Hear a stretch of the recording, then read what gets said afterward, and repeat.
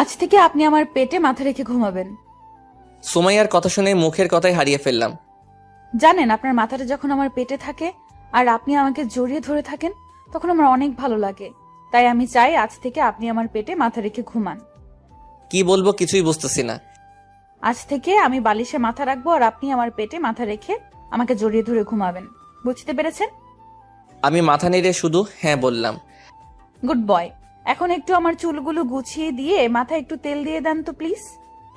আমি তেল দিয়ে দিব? হ্যাঁ, কেন, কি সমস্যা? আসলে আমি তেল দিতে পারি না। না পারলে শিখে নিন। অন্য লোককে দেখি তারা তাদের বউকে কত আদর করে, মাথায় তেল দিয়ে দেয়, নিজের হাতে খাইয়ে দেয়, তাকে বুকে জড়িয়ে ধরে সারা রাত ঘুমায়, তার কত কেয়ার করে। তো আর আমার কপালটাই পোড়া, একটা ব্যাককল স্বামী আমার কপালে জুটেছে। মানে? একটুও রোম্যান্স জানে না। ওই আপনি জানেন, আমি যদি ছেলে হতাম আর আমার পাশে এত সুন্দর মেয়ে থাকতো, তাহলে আমি কবেই তাকে নিজের বউ বানিয়ে নিতাম। আর আপনি একটা লোক যার কিনা কোনো ফিলিংসই নেই। আপনাকে দেখলেই তো সব ফিলিংস মনের ভুলে মনের কথা মুখে চলে আসছে, তাও সময় মতো চুপ হয়ে গেছি। সুমাইয়া যদি বুঝতে পেরে যায় কি বলতে চেয়েছিলাম, তাহলে আজকে আর আমার রক্ষা নেই। তাকে দেখি সুমাইয়ার চেহারাটা আস্তে আস্তে লাল হইতেছে। কি হলো আপনার? ওই আপনি কি বলতে গিয়ে থেমে গিয়েছিলেন? না কিছু না, গলার পানি সব শুকিয়ে গেছে। আজ রাতে দেখবো আপনাকে কে বাঁচায় আমার হাত থেকে। বলেই সুমাইয়া রুম থেকে বেরিয়ে চলে গেল। আল্লাহ, তুমি ছাড়া এখন কেউ রক্ষা করার মালিক নাই। আজ রাতটা বাঁচিয়ে দাও, না হলে আমাকে ব্লেন্ডার দিয়ে পিষে ফেলবে। শালার এটা পুলিশ না গুন্ডা, এটাই বুঝতে পারি না। আমার সাথেই কেন এমন করে? এসব চিন্তা বাদ দিয়ে উঠে গিয়ে ফ্রেশ হয়ে আসলাম। যা হবার তা রাতে দেখা যাবে। ফ্রেশ হয়ে এসে ফোন দিলাম হাবিবাকে। কিছুক্ষণ রিং হওয়ার পর ধরলো। হ্যালো, বল। ওই তুই কইরে পেতনি? তোর দুলাভাইয়ের সাথে একটু ঘুরতে বের হয়েছে। ওই তুই বিয়ে করলি কবে? আরে বিয়ে এখনো করি নাই, তবে খুব তাড়াতাড়ি করে ফেলবো। ও আচ্ছা, আমার জীবনটা তেজপাতা বানিয়ে দিয়ে এখন তোমরা সবাই তো ভালো সুখেই আছো। কেন, কি হয়েছে তোর? কি হয়েছে জানোস না? তোরে সামনে পাইলে এখন থাপড়াইয়া গাল দুইটা লাল কইরা দিতাম। কেন জানো কি করেছি আমি? ওলে আমার জানুটা কি সিটির বাইরে আছে নাকি? হুম। তাহলে আসলে আমাকে জানিও, আমি গিয়ে তোমার মাথার চুলগুলো একটা একটা করে টেনে তুলবো। তারপর সেটার পিক ফেসবুকে আপডেট দিব। আর ক্যাপশন কি হবে জানো? না কি? বন্ধুকে ধোকা দেওয়ায় মাথার সব চুল পড়ে গিয়েছে এই পেতনির, সবাই দোয়া করবেন ওর চুলগুলো যেন আবার উঠে। কেমন হবে ক্যাপশনটা? ওই আমি তোরে কি ধোকা দিলাম? তোরা চারজন মিলে আমাকে বরবাদ করে দিয়েছিস। কি করেছি আমি সেটা তো বলবি। আচ্ছা একটা সত্যি কথা বলবি? ওলে আমার বাবুটা, বলো কি জানতে চাও? সুমাইয়ার সাথে আমাদের পরিবারে কি সম্পর্ক? হাবিবা চুপ হয়ে গেল, কিছু হয়তো ভাবতেছে। কি হলো, কথা বলছিস না কেন? হ্যালো হ্যালো হ্যালো, হোসেন তুই বুঝতে পারতেছিস আমার কথা? তুই বল, আমি সব শুনতে পাচ্ছি। Hello hello hello. বলতে বলতে হাবিবা ফোনটা কেটে দিল। আমি বুঝতে পেরেছি পেতনিটা বলা লাগবে, তাই এমন করেছে। একবার ওকে হাতের কাছে পাই, তারপর মজা বুঝাবো। এসব চিন্তা বাদ দিয়ে বই নিয়ে বসে পড়লাম। সামনে ফাইনাল পরীক্ষা, আল্লাহই জানে এই মেয়ের প্যারায় ফেল করে না বসে থাকি। কিছুক্ষণ করার পর সুমাইয়া একটা গ্লাসে করে দুধ নিয়ে রুমে ঢুকলো। আমি সেদিকে খেয়াল না করে পড়তেছিলাম। তখনই সুমাইয়া গ্লাসটা আমার সামনে এনে রাখলো। হিরো, এটা খেয়ে নেন। আমি এসব খাই না। আপনাকে খেতে হবে। যদি না খাই? তাহলে জোর করে খাইয়ে দিতে হবে। বলে সুমাইয়া আমার কোলে বসে গেল। ওর এমন আচরণ দেখে আমি টাসকি খেয়ে গেলাম। আমি উঠে আসতে চাইলাম, কিন্তু সুমাইয়া আমার চেয়ারের দুই দিকে ওর হাত দিয়ে আটকে দেয়। ওই আপনি কি করতেছেন? আমার পাগলটাকে আদর করতেছি। আমি আপনার পাগল হলাম কবে থেকে? যেদিন থেকে আপনি আমার হয়েছেন সেদিন থেকে আমি আপনার পাগলি আর আপনি আমার পাগল। ওই আমি আপনার পাগল হব না, আর আপনার কেউ আমার পাগলি বানানোর না। আমি আপনার মনের পাগলি কবেই হয়ে গেছি, এটা আপনি না করলেও আমি জানি। জানলে ভালো, এখন যান, আমাকে পড়তে হবে। পড়া পরে, আগে দুধটা খেয়ে নেন, তারপর না হয় পড়তে বসেন। আমি এসব খাই না। তাহলে আপনার জন্য দুইটা অপশন আছে। কিসের অপশন? হয়তো আপনি দুধটা খাবেন, না হলে আমাকে লিপ কিস করতে হবে। এবার ভেবে দেখেন আপনি কি করবেন। কিস করার চেয়ে বিষ খাওয়া অনেক ভালো। আর এটা তো দুধই, তাই এটা খেয়ে নেওয়াই ভালো। সুমাইয়ার হাত থেকে গ্লাসটা নিয়ে পুরোটা দুধ খেয়ে নিলাম। এই তো গুড বয়। নিন গ্লাসটা, আর যান এখন এখান থেকে। ওকে জানু। সুমাইয়া গালে একটা কিস করে গ্লাসটা নিয়ে চলে গেল। আমি এসব চিন্তা বাদ দিয়ে আবার পড়ায় মন দিলাম। রাতে খাওয়া দাওয়া করে গিয়ে রুমে গিয়ে শুয়ে গেলাম। কিছুক্ষণ পর রুমে ঢুকলো, আমাকে শুতে দেখেই বলে গেল, ওই আপনি বালিশে মাথা রাখলেন কেন? তাহলে কোথায় রাখবো? আপনাকে বিকেলে কি বলেছিলাম? কখন? বলেছিলাম না আপনাকে আমার পেটে মাথা রেখে ঘুমাবেন? তো উঠেন, আমি শুয়ে নেই, তারপর আপনি শুবেন। কি আর করা, তাই উঠে বসলাম। সুমাইয়া এসে বালিশে শুয়ে পড়ল। কি হলো, শুইতেছেন না কেন? আমি এখন ঘুমাবো না। কেন, কি হয়েছে? ঘুম আসতেছে না। তো কি হয়েছে, আমাকে জড়িয়ে ধরে শুয়ে থাকেন, তাহলেই দেখবেন ঘুম চলে আসছে। দেখেন, আপনার শ্বাস প্রশ্বাসের কারণে আমার ঘুমের অসুবিধা হবে। 1 ঘন্টা যে ঘুমালেন তখন কিছুই হয় নাই, আর এখন এসেছে নাটক করতে। শুতে বলছি শুয়ে পড়েন, না হলে আপনার কপালে খারাপ আছে। কি আর করার, তাই জড়িয়ে ধরে শুয়ে গেলাম সুমাইয়ার পেটে মাথা রেখে। সুমাইয়া মিটিমিটি হাসতেছে। আচ্ছা, আপনাকে একটা কথা জিজ্ঞেস করি। বলেন। ভালোবাসেন আমাকে? জানি না। বিশ্বাস করেন, আপনাকে মনের মন্দিরে রেখেছি আমি। অনেক ভালোবাসি আপনাকে, অনেক বেশি। আমি কিছু না বলে চুপ করে রইলাম। একবার ভালোবাসেন না আমাকে প্লিজ? আমি এখন ঘুমাবো। আচ্ছা। বলেই সুমাইয়া চুপ হয়ে গেল। আমি ওর পেটে মাথা রেখে ঘুমানোর চেষ্টা করতেছি আর ভাবতেছি, সুমাইয়া মেয়েটা কেমন যেন। হঠাৎ এত নরম গলায় কথা বলে যা বলে বোঝানোর মতো না। আবার মাঝে মাঝে কেমন যেন জোর করে। মেয়েটা এত ভালো যে কেউ তাকে ভালোবাসবে, আর সে এখনো বোঝে না আমি যে তাকে ভালোবাসি। আসলে মেয়েরা একটু বোকাই। বিশ্বাস করেন, সুমাইয়াকে আমিও খুব ভালোবাসি, শুধু বলতে পারি না, আর একটু ভয়ও লাগে।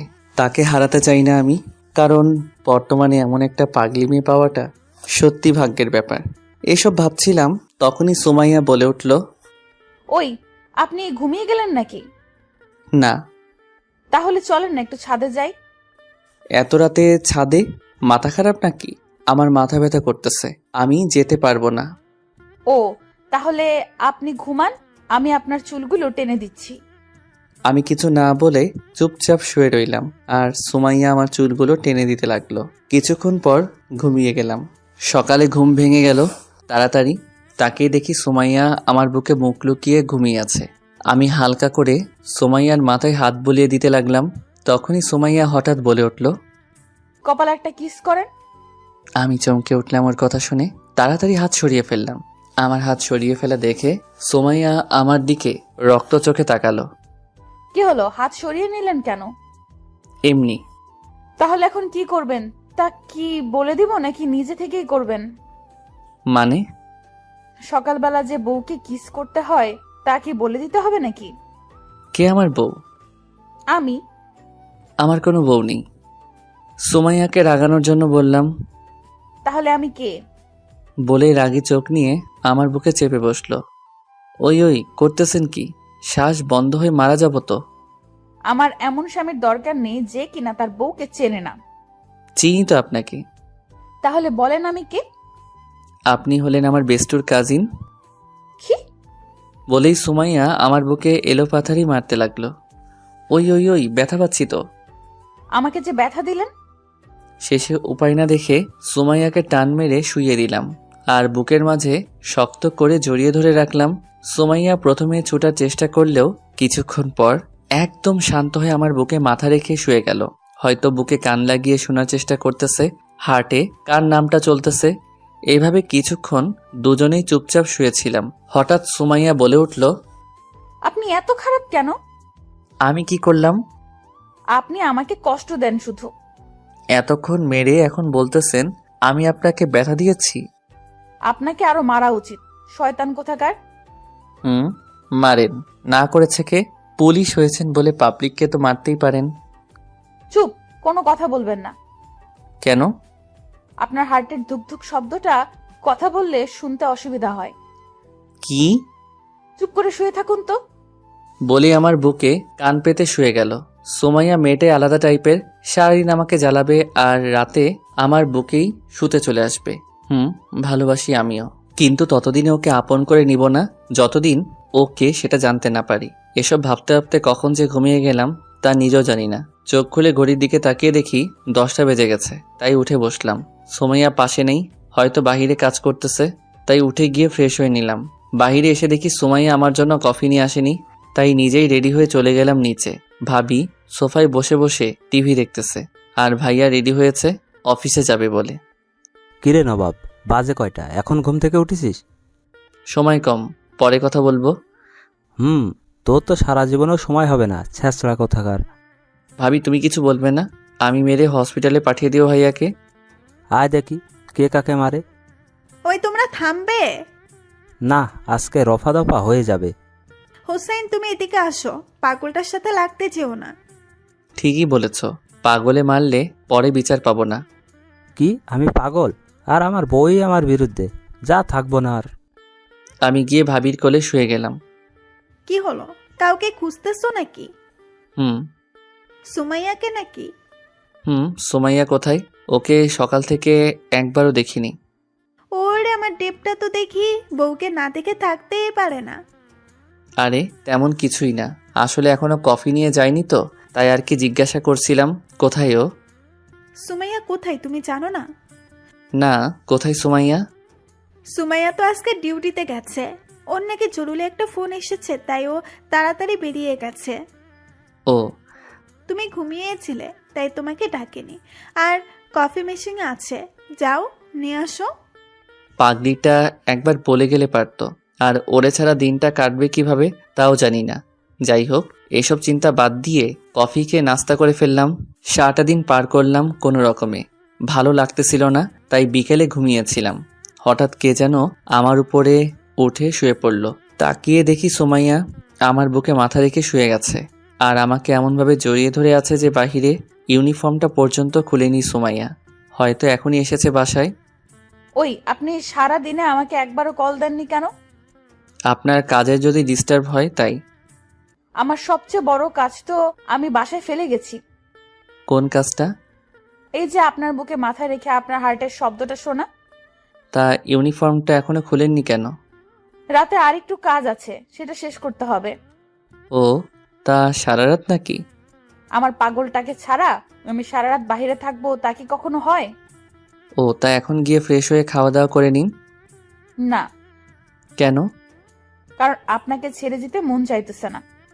চুপ, গিয়ে খেয়ে আসেন, তারপর আবার এসে কথা বললেন। এখন খেতে মন চাইতেছে না। যা বলছি তা করেন। বলেই উঠে চলে গেল। আমি হাসতে হাসতে উঠে গিয়ে ফ্রেশ হয়ে আসলাম। রাত প্রায় 1:30 বাজে, ঘুম আসতেছে না। এখনো সুমাইয়া আসেনি, তাই উঠে ছাদে চলে গেলাম। দাঁড়িয়ে দাঁড়িয়ে সিগারেট খেতে লাগলাম। এরপর কি হয়েছে জানতে চাইলে সাবস্ক্রাইব করে পাশে রাখা বেল আইকনটি বাজিয়ে রাখুন পরবর্তী পার্ট মিস না করতে চাইলে। ধন্যবাদ সবাইকে আমাদের পাশে থাকার জন্য।